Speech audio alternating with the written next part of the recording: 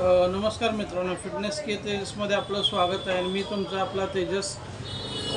तर आजचा आपला जो विषय आहे तो म्हणजे नॉर्मल माणसाला एका प्रोटीनची रिक्वायरमेंट काय असते आणि एका ॲथलीटला फिटनेस करत असताना ॲथलीटच्या मानाने किती प्रोटीन त्याला घ्यावं लागतं, किंवा एखादा फक्त फिटनेससाठी म्हणून येतो ज्याला कोणतं कॉम्पिटिशन खेळायचं नाही, किंवा त्याचं एक हे आहे की हां आपल्याला फक्त फिट राहायचं आहे, आपल्याला आपले अंगावर घातलेले कपडे आपल्याला चांगले दिसले पाहिजेत आणि आपण फक्त थोडंसं उठून दिसलं पाहिजे चार चौघात.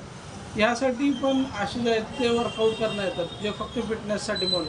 तर त्यांना प्रोटीनची किती रिक्वायरमेंट आहे आज आपण बघणार आहे.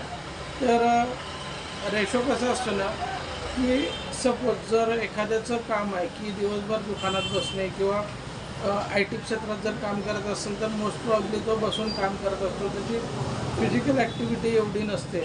त्या माणसाला 0.8 ग्रॅम इतकं प्रोटीन जरी घेतलं तरी सफिशियंट असतं. आणि म्हणजे कसं आहे कॅल्क्युलेशन, आता सपोज त्याचं वजन एक 80 किलो असेल, 70 किलो असेल तर 50 ते 60 ग्रॅम प्रोटीन बास आहे त्याच्यासाठी. त्याच्यानंतर आपण बघणार आहे की जे फक्त फिटनेससाठी म्हणून येतात त्यांना प्रोटीनची रिक्वायरमेंट किती असते.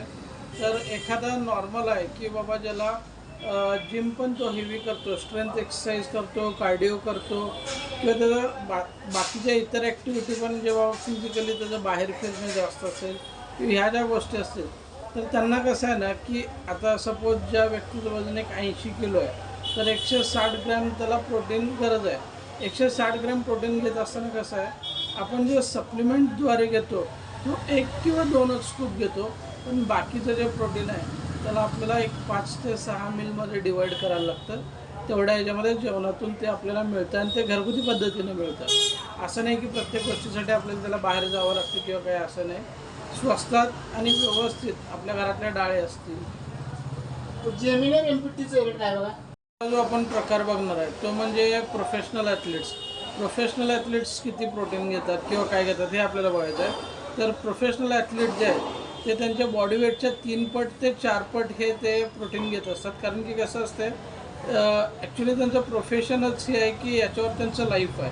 त्यामुळे ते काय करतात, सकाळी पण वर्कआउट करतात, संध्याकाळी पण वर्कआउट करतात, मॅक्सिमम टाईम त्यांचा जिममध्ये असतो. त्यामुळे काय होतं ना की जेवढं प्रोटीन ते घेतात तेवढं त्यांच्यात ॲब्झॉर्ब करायची ताकद असते, तेवढं पचवायची ताकद असते. त्यांचं प्रोटीन डायजेस्ट होण्याची जी प्रक्रिया आहे ती पॉवरफुल असते. मेटाबॉलिझम रेट त्यांचा जास्त असतो. परत त्याचबरोबर त्यांचे बरेच सारे मेडिसिन्स वगैरे चालू असतात त्याच्यासाठी. त्यामुळे त्यांना 3 ते 4 पट जरी घेतलं तरी ते पचते. आणि मेन काय आहे, त्यांनी पण जेव्हा सुरुवात केलेलं आहे त्यावेळी हळूहळू तिथंपर्यंत पोचलेले आहेत. त्यामुळं प्रोफेशनल ॲथलीट तेवढे घेतात म्हणून आपल्याला डायरेक्ट बिगनरला तेवढं घेऊन नाही चालत. आपल्याला पण हळूहळू स्टेप बाय स्टेप वाढवायला लागणार आहे. धन्यवाद मित्रांनो. या टिप्स कशा वाटल्या ते कमेंटद्वारे नक्की कळवा आम्हाला.